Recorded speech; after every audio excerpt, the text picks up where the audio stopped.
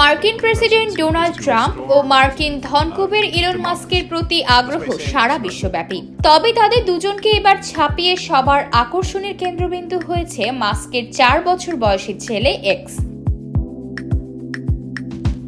সম্প্রতি হোয়াইট হাউসের ওভাল অফিসে এক অবিস্মরণীয় দৃশ্যের সাক্ষী হলো বিশ্ব।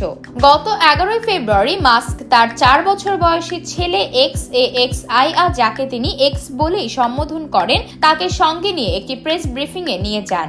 সেখানে তিনি মার্কিন প্রেসিডেন্ট ডোনাল্ড ট্রাম্পের সঙ্গে কিছু নির্বাহী আদেশ নিয়ে আলোচনা করেন।